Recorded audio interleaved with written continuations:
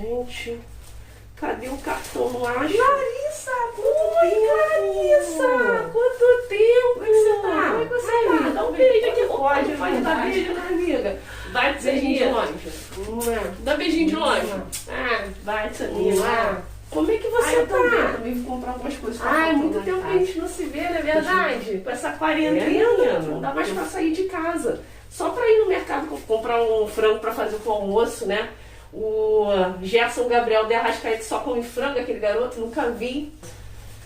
Falando do Gerson Gabriel de Arrascaeta, eu vi ele esses dias. Ele tá enorme, né, garota? Nossa, essas crianças hoje em dia estão crescendo como se não houvesse amanhã. Eu acho que deve ter alguma coisa nesse frango aí que esse garoto tá crescendo desse jeito. Só pode, né? Ele tá enorme, né? Também acho. Só pode ser mesmo hormônio nesse frango, né não? Bom, eu vi ele, sabe fazendo o quê? Ele tava bem pulando no muro da casa da namorada, escondido. É mesmo, Ana? Teu filho tá dando... Deixa esse garoto comigo, ele vai ver só. Ai, amiga, deixa eu ir lá. Então tá, amiga. Tem que fazer a próxima. Dá um morrendo de saudade. Vou me atrasar. Beijo, Tchau. Como é que é, né? Foi um prazer te encontrar. Beijinho. Tchau, tchau. Ih. Ai, peraí, tô me ligando. Oi, Carlos Alberto. Tudo bem? Não sabe quem eu encontrei aqui. A fofoqueira da Clarissa. Sabe o que ela me contou? Que o Gerson de Arrascaeta tá fugindo na quarentena pra encontrar a namorada. Ela viu ele pulando o muro da casa dela. Deixa esse garoto comigo. Se o Covid não pegar esse garoto, quem vai pegar ele sou eu. Deixa ele comigo quando eu chegar em casa. Tá? Já tô saindo aqui do mercado. Daqui a pouco eu chego. Beijo. Tchau.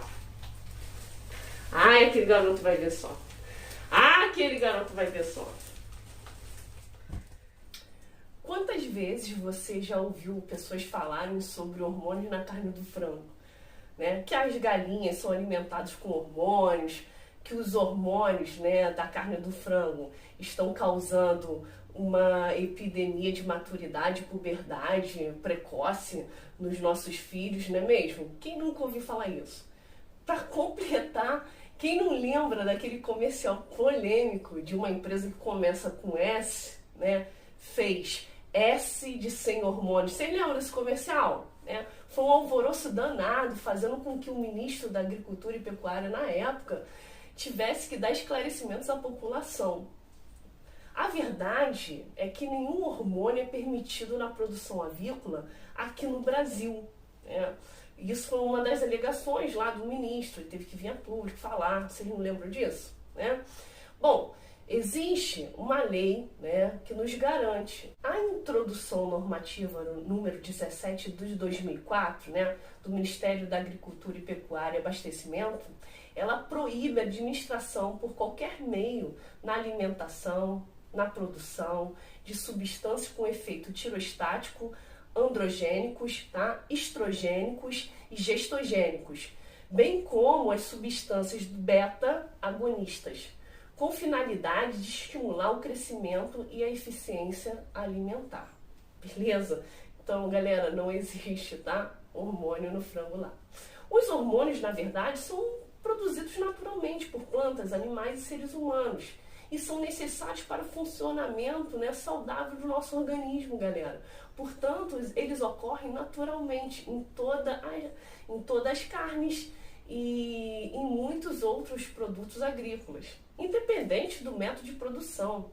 Por esse motivo, o termo livre de hormônios ou hormônio free não faz nenhum sentido, né, quando você vê no rótulo. Isso é pura enganação, porque na verdade todo ser vivo ele produz hormônios, beleza? Para resolver essa desinformação continuada, eu preparei esse vídeo para explicar as razões científicas, econômicas e legais de que os hormônios não são necessários ou usados pela indústria avícola no Brasil, beleza? Na verdade, eu quero salientar uma outra questão muito mais preocupante do que os hormônios. Então, ó, fiquem ligados que eu vou falar dela ao longo do vídeo, beleza? Vamos começar, galerinha! Você sabe o que são hormônios e como eles atuam? Não? Então vem comigo que eu vou te explicar agora. Os hormônios são substâncias químicas específicas, fabricadas pelo sistema endócrino ou por neurônios altamente especializados. São essenciais para o funcionamento do nosso organismo, como eu citei lá em cima, tá? E atuam como sinalizador da célula, beleza? No vídeo Uma Fórmula para o Amor, eu falo como alguns hormônios atuam, né, no nosso corpo. Se você não viu, vai lá dar uma conferida, galera. Esse vídeo ficou muito legal, tá bom? Agora que sabemos o que são hormônios e como eles atuam, da onde veio o mito do hormônio do frango? A origem do mito dos hormônios, né, da galinha, remota a um longo caminho. Na verdade, quando nem possuíamos as atuais raças modernas de galinha de corte, né, que foram criadas, não sei se vocês sabiam disso, né, para carne de consumo. Então, essa galinha que a gente consome hoje em dia, ela foi criada para isso. Tá? Enquanto os avicultores, portanto, dependiam do crescimento natural da carne. As famosas galinhas caipiras, elas mesmas, senhoras e senhores. Essas galinhas campestres eram criadas soltas, sem muitos cuidados, né? Isso começou a mudar mais ou menos lá para a década de 20 ou 30, né? Com a evolução da industrialização brasileira e o aumento da demanda de alimentos em escala global. Tá? O setor agropecuário foi um dos que mais se beneficiaram com esses avanços científicos e tecnológicos, né? E aí, lá na década de 50, uma forma sintética específica do hormônio sexual feminino estrogênio começa a ser usada e comercializada em algumas partes do mundo para o aumento da taxa de crescimento de bovinos, tá? Os bovinos ficaram bobadão lá. E começa a usar também em aves para engordar as galinhas. Ao contrário do que acontecia nos gados, né, as galinhas não responderam ao estrogênio pelo aumento do peso, mas pela mudança, tá, na deposição da gordura, galerinha. Ou seja, um aumento na quantidade de gordura não quer dizer que teve um aumento da massa, tá, da carne, da proteína. Além do estrogênio, outros esteroides foram usados, mas também sem nenhuma evidência de ganho de massa. Observaram um aumento no tamanho da crista, tá? E diminuição na massa corporal, sendo um efeito contrário, na verdade, do que eles queriam, que era ter o quê? Mais carne, beleza? Ao longo dos anos, vários hormônios foram sendo testados. Um outro hormônio que está ligado ao crescimento é o da tireoide, né? E adivinhe, ele também foi testado em aves. A ideia era provocar hipotiroidismo nas aves. Então, como eles faziam isso, né? Eles tiravam mesmo, arrancavam, tá, a tireoide dos frangos. Ou eles injetavam o propiltioracil, tá? O que ele faz? Ele diminui a quantidade de T3 e T4 produzidas nas glândulas da tireoide, beleza? Observaram um aumento no peso corporal, mas não de forma esperada. Fora que o custo-benefício era inviável. Esse processo teria que ser feito de frango a frango, 1 a 1, gente. Pensa nisso, tá? Então, se tornando-se muito caro no final. Outro tipo também testado foi o hormônio somatrópico, o GH, o famoso hormônio do crescimento. Assim como o da tireoide, foram observados crescimentos, mas custo-benefício também era inviável, porque o método era o mesmo, né? Você teria que fazer a injeção, a aplicação da injeção de frango a frango. A realidade hoje é que eles não são permitidos, tá? Eles não estão disponíveis, não funcionam, não são necessários, galera, e não são usados. E para ficar bem esclarecido na cabeça de vocês, os hormônios não são aprovados para o uso na produção de carnes de aves no Brasil, o que significa que isso é ilegal, tá? Os hormônios não levam ao aumento da taxa de crescimento em galinhas, já foi provado isso. Mesmo que se fosse eficaz, a maioria teria que ser, como eu falei lá em cima, né? Teria que ser o quê? Injetada. E teria que ser administração de 1 a 1, né? Em vez da alimentação. Isso por quê? Por que ocorre isso, tá?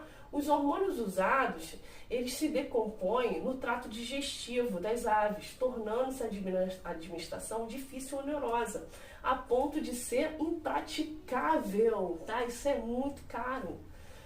Como resultado dos pontos acima, os hormônios para as galinhas de corte, né, nem sequer estão disponíveis comercialmente. Nas últimas 4, 5 décadas, houve um avanço na genética, na nutrição, nos cuidados veterinários, nas práticas de alojamento e na criação de animais que resultaram em enormes melhorias na taxa de crescimento e eficiência na conversão de alimentos e rendimento da carne, né? A produtividade geral de frangos comerciais, né, foi muito alta, não há necessidade de uso de hormônio. A indústria não precisa de hormônios para alcançar essa melhoria, galera. Tranquilo? Ah, Larissa, então, mas pelo que você mostrou aí, não vejo problema nenhum em usar hormônio no frango, né? Parece que eles não oferecem mal à saúde. Muita calma nessa hora, tá, senhoras e senhores? Estudos relatam que o consumo desses resíduos a longo prazo pode trazer malefícios sim à saúde, podendo ocasionar câncer, disfunção no trato reprodutivo, tá? Distúrbio no sistema imunológico e entre outras doenças aí, belezinha? Por isso os hormônios foram proibidos no mundo inteiro. Tranquilo? Beleza? Então tá tudo tranquilo, eu não preciso me preocupar com nada, não é mesmo? É aí que mora o perigo, galerinha, tá? O marketing se beneficiou muito com o mito do hormônio em galinhas. Temos que ficar ligados sobre um novo assunto que, em minha opinião, é mais importante nesse momento, que são os promotores do crescimento, tá? Que por levar esse nome, acabam sendo confundidos com hormônios. A gente associa o crescimento, né, ao hormônio. Visto que a gente sempre faz associação de crescimento, né, com o hormônio, tá bom? Beleza? Você sabe o que é um promotor de crescimento? Não? Então vem comigo, galerinha, que eu vou te explicar, tá? Eles são, na verdade, o que a gente já conhece, os antibióticos. Antibióticos? Mas, Larissa, por que eles dão antibióticos para ajudar no crescimento? Que estranho, não faz sentido. Pois é, vamos entender melhor isso aí? Na criação de animais, há basicamente 3 tipos de uso de antimicrobianos, tá? O primeiro é o terapêutico, como ocorre com os seres humanos, tá? O nosso tratamento mesmo, combate a doenças, beleza? Infecciosas. A segunda maneira é preventiva, tá? Vocês já viram como é que os frangos são criados? Eles são criados em galpões, né? Aglomerados. E essa aglomeração pode causar estresse nos animais. E o estresse, por sua vez, né, pode causar uma imunossupressão. O que é isso? Redução da atividade do sistema imunológico. E ela pode levar a infecções, né, por várias bactérias. Então se faz, né, preventivamente esse tratamento. Beleza? A terceira maneira é a mais polêmica e mais discutida na ciência, que é a administração desses antimicrobianos, né, com melhoramento do desempenho. Nesse caso, o animal não tem nenhuma doença, provavelmente não vai ficar doente, e os antimicrobianos são empregados, né, com a finalidade de promover o crescimento. E as pesquisas mostram que, de fato, há, né, um crescimento realmente, galerinha. Isso acontece porque, né, nossas galinhas de corte são abatidas muito jovens, em torno de 42 a 45 dias, tá? Elas já estão prontinhas para o abate. As aves recém-nascidas contam com uma microflora intestinal restrita, fato que possibilita a colonização intestinal por micro-organismo e, consequentemente, aparece como um fator limitante para a digestão. Beleza? E o que isso quer dizer? Sabe aquela história que tua mãe falava para você quando você era pequeno? Tem que comer para crescer e ficar o quê? Forte. Pois bem, a incorporação de aditivos antibióticos na ração de aves atua de forma a evitar a colonização intestinal por agentes patogênicos, fazendo com que o animal coma mais e, por consequência, ganhe peso. Isso é um pouco cruel, né? Parece a história de João e Maria, não é mesmo? Que coisa horrível. Não tem como ficar pior. Tem sim, galera. O outro lado ruim dessa história é que médicos e cientistas vêm encontrando cada vez mais bactérias muito resistentes a tratamentos antibióticos. Ou seja, esses micro-organismos ou os requícios de antibióticos, tá? Esses requícios, o que isso significa, tá? São restos de medicamentos que em contato com micróbios podem estimular sua resistência, beleza? Ou seja, eles estão sendo alastrados, tá? Pelos alimentos. Vamos ficar ligados aí, tá? Uma análise feita entre 2004 e 2006 pela Agência Nacional de Vigilância Sanitária, Anvisa, galera, em amostras de frango congelados vendidos em 14 estados brasileiros, detectou bactérias salmonelas e heterococos, tá? Resistentes a vários antimicrobianos. De 250 cepas de salmonelas analisadas, por exemplo, 77 foram consideradas multiresistentes. Você sabe o que é multiresistente? Tá? Isso quer dizer que elas estão resistentes a 2 ou mais classes de antibióticos. Isso, senhoras e senhores, é muito preocupante e perigoso. Tá? Você sabia que você não pode usar o mesmo antibiótico durante 6 meses? Imagina você ter uma doença, um processo inflamatório e for administrado um antibiótico que não funcione, você vai precisar de um outro. E ele vai ser administrado e não vai funcionar. Isso implica na proliferação de mais micro-organismos dentro do seu corpo, né? Fazendo com que o seu organismo não funcione direito, podendo te levar ao quê? Ao óbito. Então isso é muito sério, tá? O uso de antibióticos em alimentos. Beleza? Ai, Larissa, e agora o que a gente vai fazer? Então, como nós, consumidores de alimentos, o que a gente pode fazer? O que está ao nosso alcance? Então, a gente precisa ter um cuidado redobrado na higiene e no armazenamento desses alimentos, tá? Carnes e alimentos crus devem ser guardados sempre em potes individuais, separados e fechados na geladeira, evitando assim a contaminação. Quando você for, né, fazer o corte de carne na tábua e depois você precisar cortar um legume, um vegetal, qualquer outro vegetal, você deve higienizar, né, antes a tábua de cortar o legume. Por quê? O frango tem uma carga orgânica muito alta, beleza, galerinha? Por esse motivo, tá? A gente nunca deve comer, em hipótese nenhuma, carne de frango crua ou mal passada. Hipótese nenhuma, beleza? Galera, não desanima não, tá? Ainda há uma luz no fim do túnel. Apesar dos pesares, os pesquisadores vêm desenvolvendo, tá, a criação avícola sem a necessidade de uso de aditivos de melhoramento e de desempenho. O mercado oferece alternativas por meio de uma grande variedade de produtos que prometem manter o desempenho zootécnico, né, sem apresentar riscos à saúde pública. Enzimas, probióticos, ácidos orgânicos e extratos vegetais são alguns exemplos de aditivos que, se utilizados conforme um protocolo pré-estabelecido, né, para cada situação em empresa, aliados à boa prática de fabricação de todas as cadeias envolvidas, podem garantir excelentes resultados. Mas eu faço uma ressalvinha para você, tá? Em minha pesquisa, eu notei que eles não são tão promissores quanto os promotores de crescimento. Mas quem sabe futuramente, né, possamos ver resultados mais efetivos. Ainda é um estudo muito recente sobre o uso desses aditivos alternativos. Então, ainda, né, há muito que se estudar e muito ainda que se pesquisar, beleza? Mas é uma alternativa, né, galera? É uma opção e a gente tem que trabalhar nela, beleza? Bom, Larissa, então acabou, né? Chega de traumatizar a gente. Bom, além dos promotores de crescimento que eles colocam, existe mais alguma coisa? Não é possível. Galerinha, tem que dar uma notícia triste, existe sim. Você já comeu uma galinha de quintal ou um galo? Não?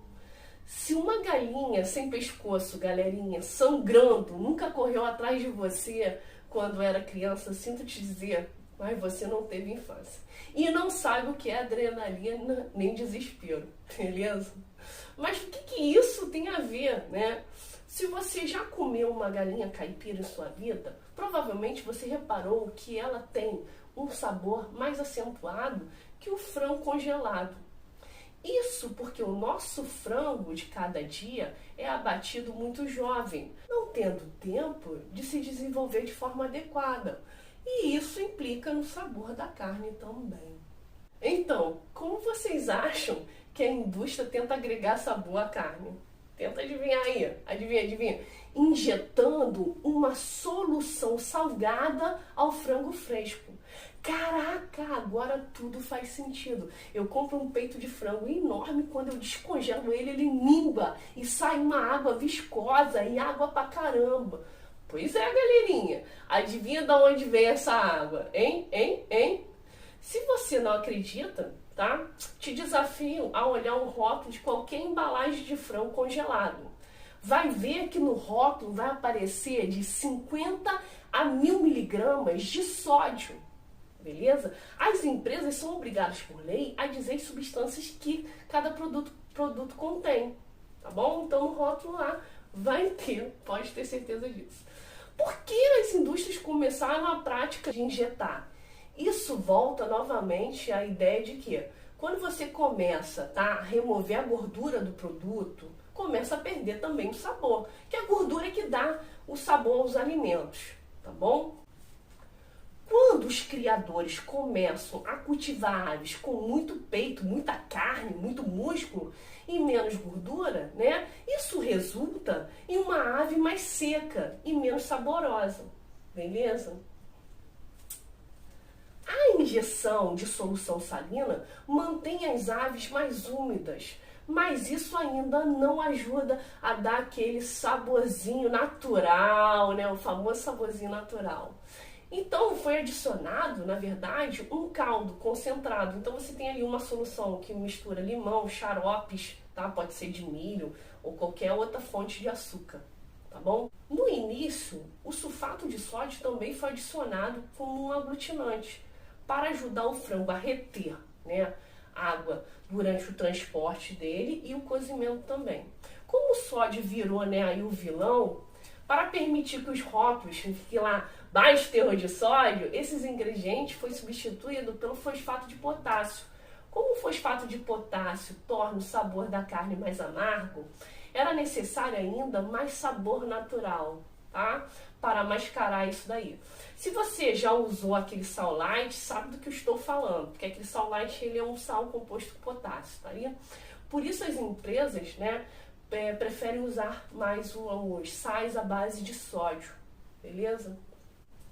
Se você compra no mercado um pacote, tá, de frango injetado, né, por R$100 mais ou menos aí, provavelmente, no mínimo, você está pagando aí de 1 a 1,50 de solução de água salgada. E provavelmente você está consumindo 1000 miligramas de sódio adicionados. Que temperinho gostoso aí pro seu bolso, não é mesmo? Se observarmos isso em uma escala nacional, estima-se que os consumidores paguem 2 bilhões, eu falei 2 bilhões por ano de água salgada, que é injetada lá na galinha. Isso mesmo, galera, eu vou falar mais um pouquinho, tá? 2 bilhões, eu e várias pessoas pagam 2 bilhões anuais de água salgada. Um peito de frango, que custaria, né, sem água, em média R$4, foi estufado, isso significa que você pagou R$1,50 pela água, né? O peito, na verdade, custa R$5,50, ou seja, 37,5% do valor, tá, do frango é água salgada. Loucura, não, galera? O legal é que você ainda encontrará a palavra todo natural, orgânico no rótulo, visto que todos os ingredientes que eles injetam no frango sejam legalmente considerados naturais ou orgânicos. Isso não parece nada natural para mim, e eu sei que isso também não soa natural para vocês, não é mesmo? E você aí preocupado com o hormônio no frango, galera. Fala sério, né não? Bom, galerinha, nós somos o que comemos, então precisamos ficar alerta à nossa alimentação, beleza? Eu espero ter trago um pouco de luz aí a essa questão dos hormônios do frango, beleza? E a outras também que eu falei lá ao decorrer do vídeo. Não se esqueçam, galerinha, como podemos combater a desinformação? Sempre, sempre, sempre com a informação. Outra coisa, procure informação em várias fontes, não apenas em uma. Vamos tentar sair desse ciclo vicioso do senso comum, tá? Do disse-me-disse. Esse vídeo também traz um outro alerta importante. Nós estamos modificando tanto a natureza que estamos criando organismos que nem sabemos lidar. O que estamos vivendo hoje é um reflexo da nossa arrogância, galerinha. Então, ó, é claro que aqui eu estou falando muito de bactérias, né? Mas a gente pode fazer uma associação aos vírus, beleza? Qual é o grande problema dessa pandemia? Da onde que vem? Uma das teorias que explica a origem dessa pandemia que nós estamos vivendo é que alguém se alimentou, né, de algum animal contaminado por algum vírus que sofreu alguma mutação, né? Que esse vírus ele é passado para o ser humano, né, provocando uma síndrome respiratória aguda. Ou seja, nós estamos cada vez mais criando organismos super resistentes nos quais a gente não consegue combater. Espero que esse vídeo tenha aberto a cabeça de vocês para outras questões, tá? Não só do hormônio, mas também de como a gente manipula a natureza, né? Como a gente acaba modificando ela a nosso benefício, só que a gente não consegue lidar, né, com as consequências disso. Então é importante também, né, se tudo que a gente vai fazer na vida, a gente repensar nas consequências futuras. Então, ó, uma pandemia, né, essa não é a primeira pandemia que nós vivemos, não vai ser a última, e é importante a gente repensar mais uma vez sobre as nossas práticas, tá, com relação ao meio ambiente. Então espero aí que vocês tenham gostado do vídeo. Por favor, se inscrevam no meu canal e não esquece de dar aquele likezão lá, né? E, pô, comenta aí se você quiser um vídeo específico. Pô, Larissa, eu gostaria de que você falasse de alguma coisa, tá? Manda pra mim, ó, que eu vou aí tentar fazer um vídeo maneiro aí pra vocês, beleza?